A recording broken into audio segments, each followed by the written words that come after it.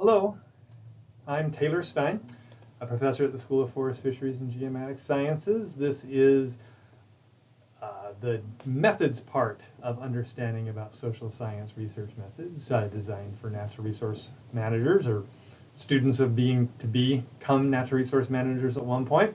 And I know you're doing a lot in terms of the ecological and biological research methods, but in this case, we're going to learn a little bit about humans today and how to understand them.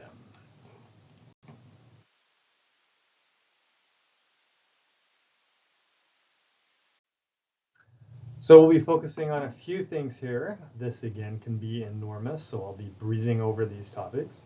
First, thinking a little bit about the questions that we're asking. We're going to talk about the tools of how to get data that answers these questions. Talk about frameworks, so sampling frameworks, things like that. So if you've been in a research methods class, you should understand about research frameworks. They apply to social science methods as well. And then strategies to survey different types of groups. And I'm going to focus in on communities and visitors on this discussion.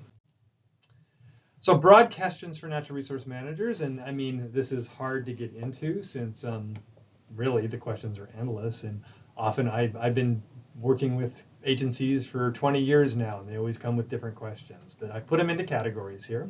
First one is just basically number of people visiting a site. Basic understanding of who's coming onto land.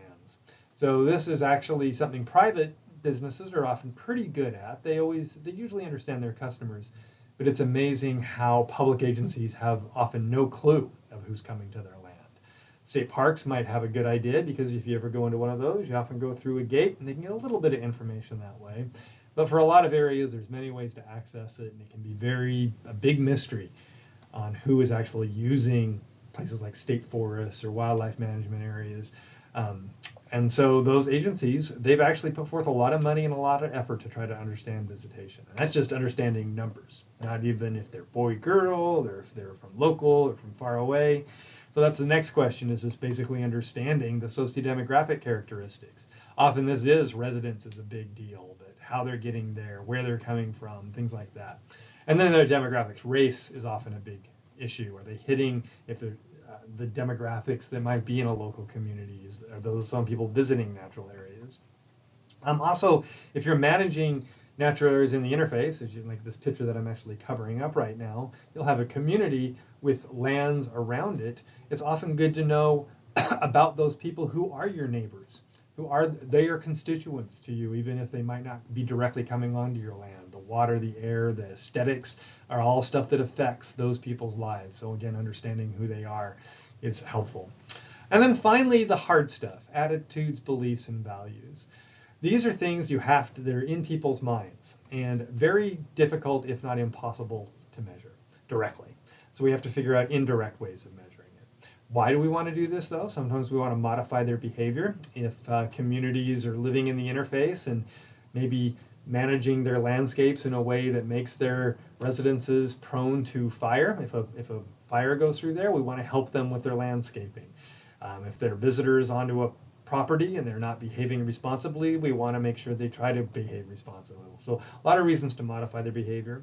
We also want the public to understand about the environment. It might make our jobs better. They might modify their behavior if they understand the environment better, but also they might value what natural resource managers are doing and what agencies are doing if they understand. And then also many agencies just have it as a goal. For example, the Florida State Parks and National Park Service just have a goal of education. It's their job to basically illuminate society on the resources they're protecting. And then finally, understanding attitudes towards proposed management policies. So I think fire is always a good example here, but often thinning, other types of restoration processes that might look ugly in the first place, but basically trying to get a feel for where the stakeholders and constituents feel about the type of management you're doing, the goals of that management. Do they also value biodiversity? It helps you better communicate and work with them, maybe even change your management based on what they think is appropriate and not appropriate.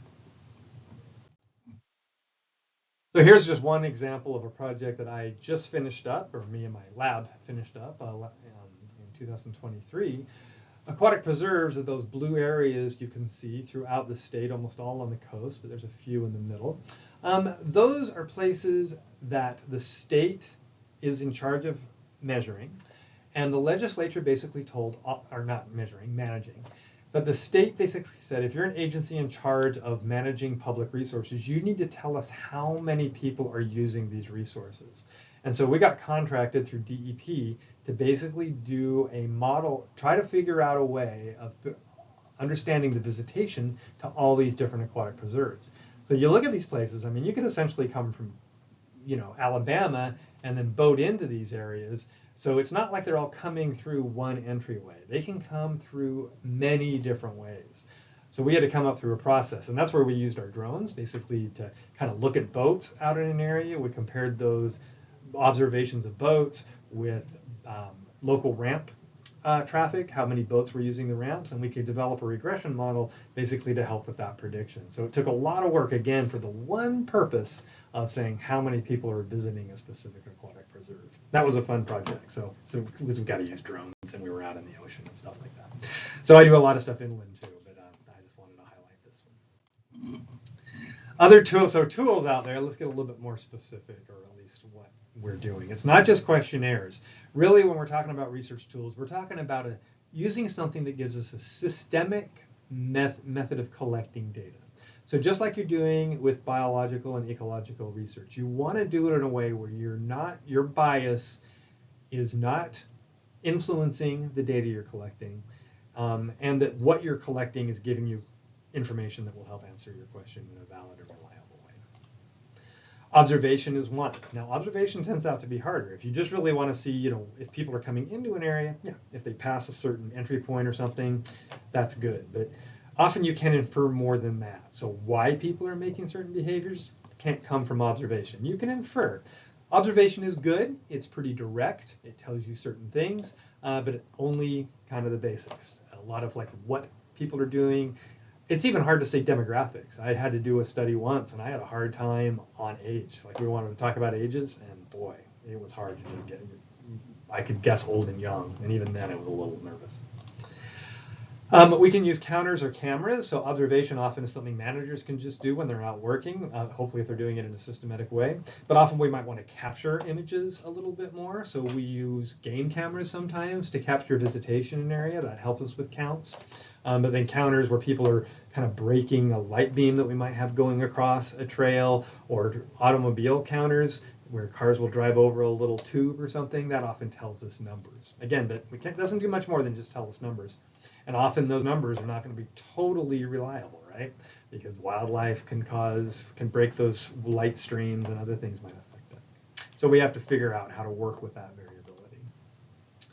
So let's go crazy. Those are pretty basic, just counting people type things. But then we got focus groups, like that's kind of going on in that picture in the top right there, where we get a group of people together, and it turns out to be much more qualitative. We ask a broad question, and we let people react to that question.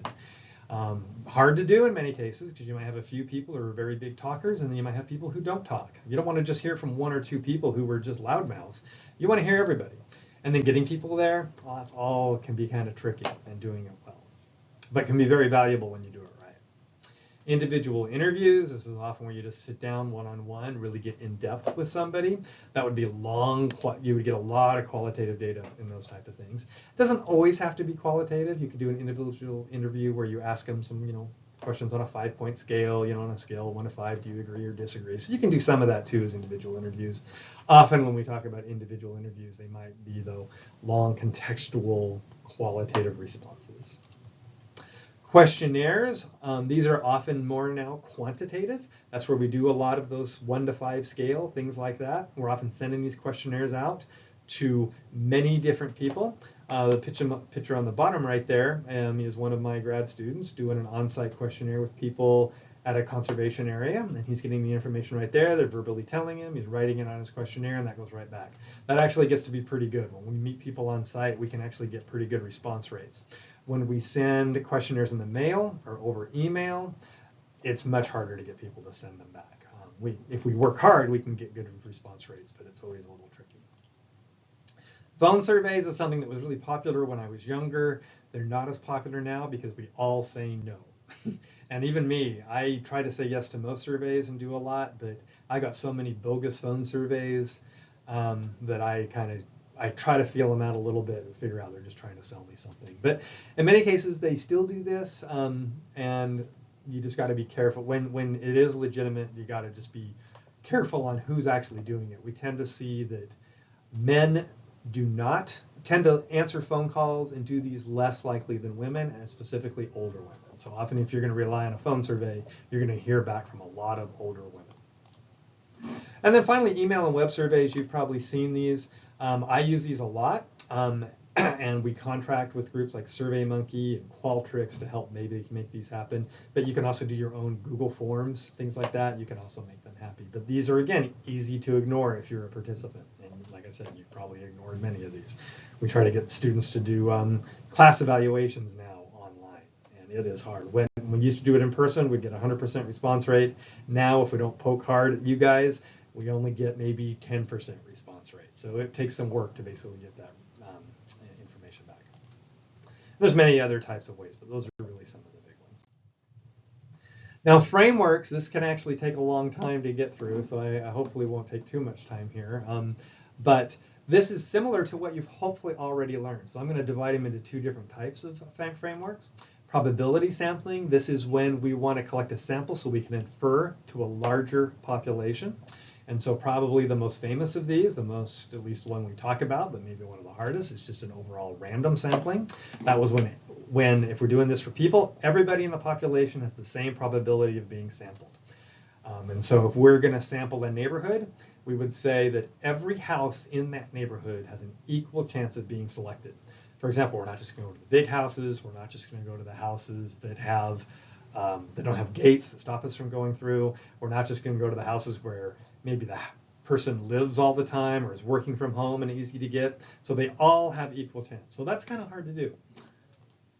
Systemic sampling, that is where it's, again, random sample. That's where you're selecting every fifth person, and that's assuming that when you meet people, you're not doing it, they're not moving in order. So like every fourth house might be something, or if I'm doing a visitor survey, maybe every third car that comes out of a park we try to do.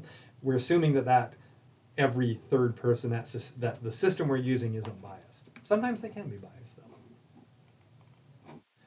Stratified random sample, this is separating the population into non-overlapping groups. So something we do often, this would be, like men and women, for example, that we want to, well, not men and women is not a good example. I would say let's go back to visitation. We would want to stratify weekend visitors different from weekday visitors, because we know that weekend use in a natural area is much different, maybe a lot more common than on weekday visitation. So when we do a stratified random sample, we would sample more on the weekends than we would on the weekdays. So when you see patterns in your population, you want to design your framework to basically capture those patterns. But then again, you're still giving everybody equal chance within those groups to get selected.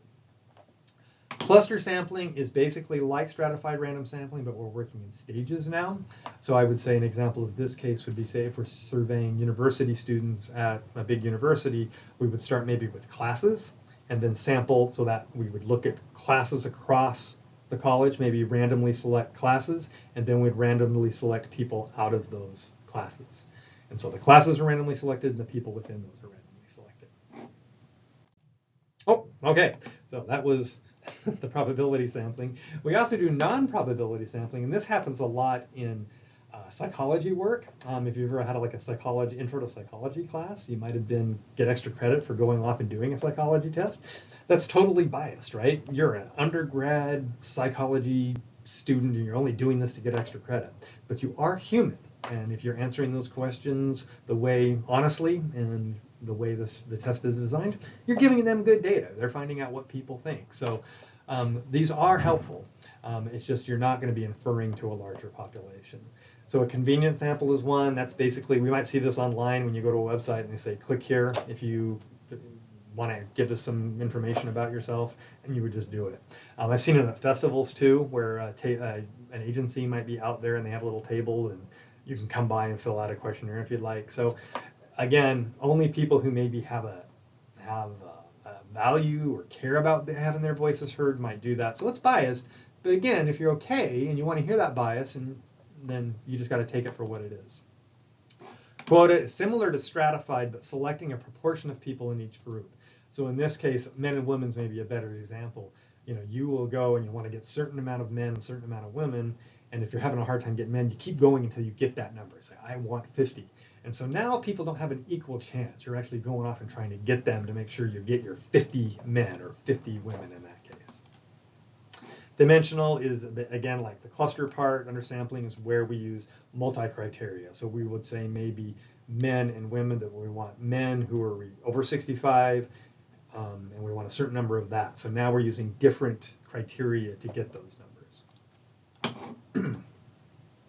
Purpose sample is where you say, I want certain types of people out there. So for example, I did a survey of stakeholders in rural Minnesota, and we didn't want just a general sample of the population. We were trying to figure out the value of state parks, and instead of just asking the population in these rural towns, we went and asked key stakeholders, so like the county sheriff and the city police officer, principals, counselors, and just city council people.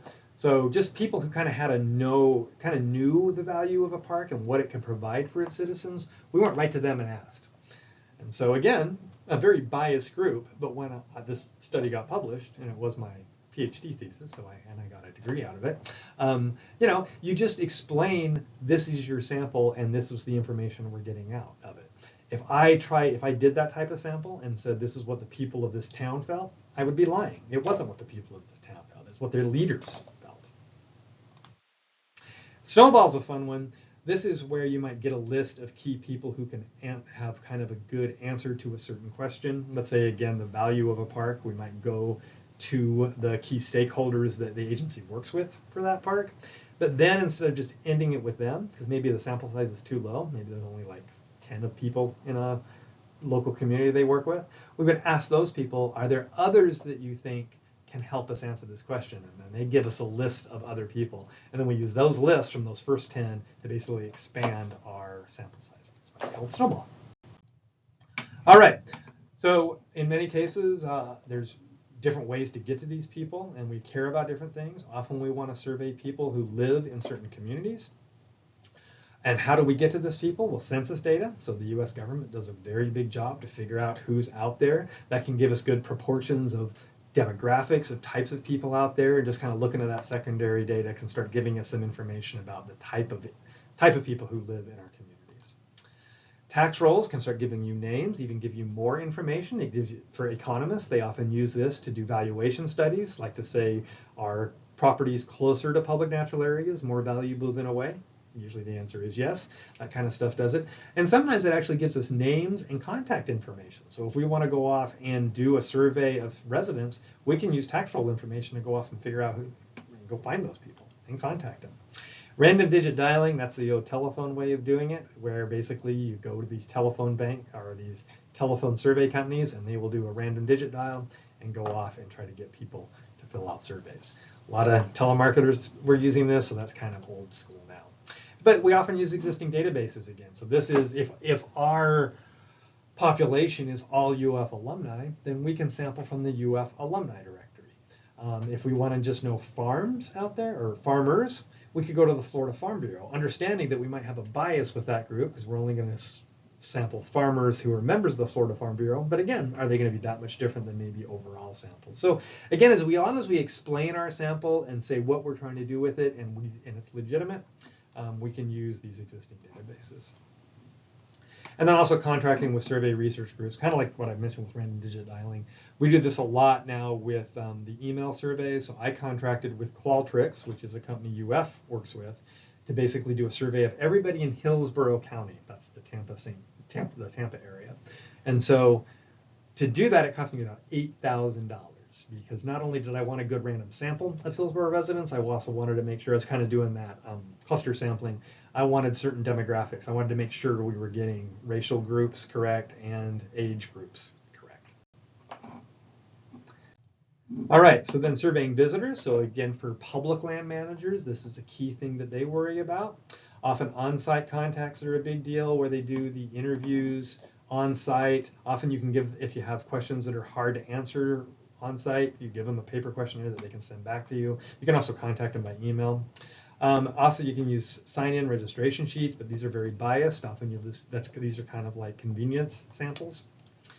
Offsite contacts is basically if you have, the agencies have user groups they work with, you can use those user groups to basically go off and find people. I don't need to read all this. You can look at this slide, but basically anytime we do surveys, the guy we refer to often is Don Dillman. This guy's been writing books since the 70s, and he's kind of we just even say the Dillman method in many cases. And so it's basically a method that he has researched. He has spent his career working with other researchers to figure out the best ways to write questions, to word them, and then how to give the information to potential participants so they will respond to it.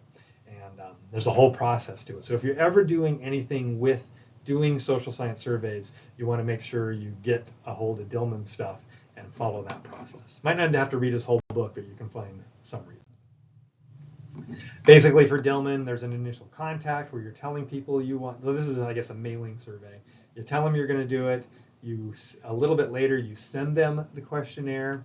Make sure it's clear, easy to understand, and you're very clear on how to return it. Often you give them, well, for certain emails, they just got to do it and hit. And in mailbacks, you would give them a postage page return envelope so they're not paying and putting their own stamps to return questionnaires. The next method of contact would be thanking them if they did return the questionnaire, and you want to do this again if it's mail or email.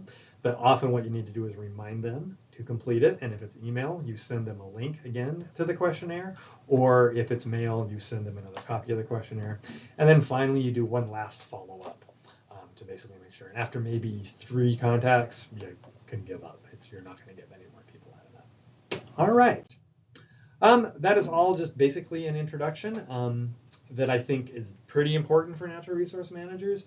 You are definitely can't be experts. I don't think I did that good of a job to give you all the information. I'm always available to help. If you do need more information, you can come find me, and I will gladly help anybody through projects and things like that. All right, thank you.